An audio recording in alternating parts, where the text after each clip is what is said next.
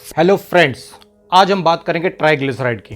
30% जो डेथ होती है इंडिया में बिकॉज ऑफ हार्ट अटैक होती है और इसके लिए ट्राइग्लिसराइड और कोलेस्ट्रॉल जो हैं जिम्मेदार हैं। तो आज हम ट्राइग्लिसराइड के बारे में बात करेंगे कि ट्राइग्लिसराइड है क्या, ट्राइग्लिसराइड की सेफ रेंज क्या है, ये शरीर में क्यों बढ़ता है और इसको हम नेचुरली तरीके से कैसे हम इसको एक सेफ रेंज में ट्राइग्लिसराइड को ला सकते हैं। मैं गौरव, सर्टिफाइड न्यूट्रिशन थेरेपिस्ट। चलिए शुरू करते हैं। तो जब आप लिपिड प्रोफाइल टेस्ट कराते हैं तो उसमें ट्राइग्लिसराइड आप देखते हैं बढ़ा हुआ है। अगर ये 200 से ऊपर है तो ये हाई रेंज है और हमें इस पर तुरंत सोचना चाहिए कि हम इसको नेचुरल तरीके से कैसे कम करें।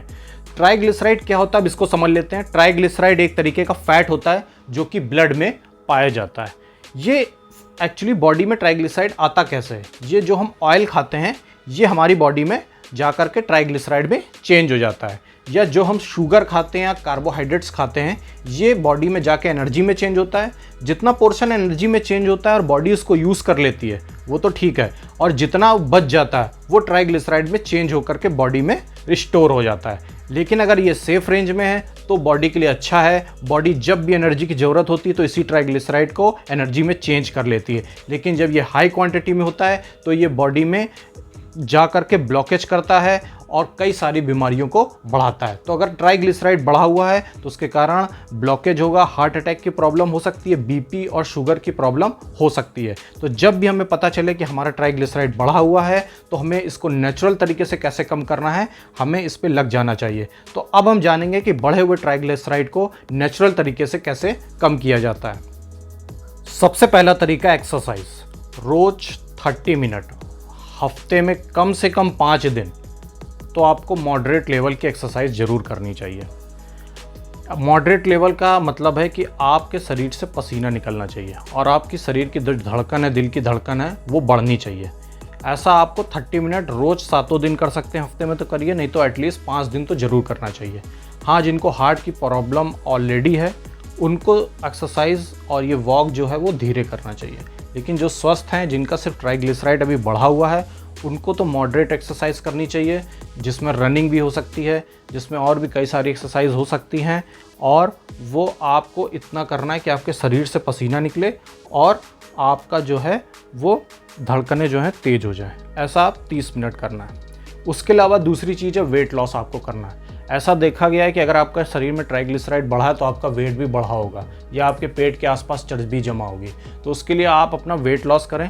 ऐसा देखा गया है कि अगर आप अपना वजन 5 से 10% कम करते हैं तो आपका ट्राइग्लिसराइड 40 mg पर डेसीलीटर के हिसाब से कम हो जाता है। इसके अलावा अगली चीज़ है आपकी डाइट। डाइट बहुत महत्वपूर्ण भूमिका निभाती है ट्राइग्लिसराइड को नॉर्मल रेंज में लाने में। डाइट में अपनी जो जितनी भी कार्बोहाइड्रेट वाली चीज़ें हैं, शुगर वाली चीज़ें हैं, वो बिल्कुल कम कर देनी चाहिए। शुगर, जितने भी पैक फूड होते हैं, जितने भी रिफाइंड फूड होते हैं, उसमें बहुत ज़्यादा शुगर होती है, इसलिए उनको बिल्कुल बंद कर देना चाहिए। इसकी जगह फाइबर वाली चीज़ें खानी चाहिए, जो नेचुरल चीज़ें हैं वो खानी चाहिए। फ्रूट्स, वेजिटेबल जिसमें बहुत ज़्यादा फाइबर होता है वो खाना चाहिए। इसके अलावा अल्कोहल हमें बिल्कुल बंद कर देना चाहिए, क्योंकि ये अल्कोहल जो है जिसमें बहुत ज़्यादा शुगर होती है, ये बॉडी में जा कर के ट्राइग्लिसराइड में कन्वर्ट हो जाती है और हमारे ट्राइग्लिसराइड के लेवल को बढ़ाती है। इसके अलावा स्मोकिंग भी बिल्कुल बंद कर देना चाहिए। और इसके अलावा पानी हमें खूब सारा पीना चाहिए। पानी जब हम खूब सारा पीते हैं तो हमें टॉयलेट बार बार जाना पड़ता है, जिसके कारण शरीर की जो गंदगी है वो बाहर निकलती रहती है। इसके अलावा हमें कभी भी ओवर ईटिंग नहीं करनी चाहिए। जितनी भूख हमें उतना ही खाना चाहिए।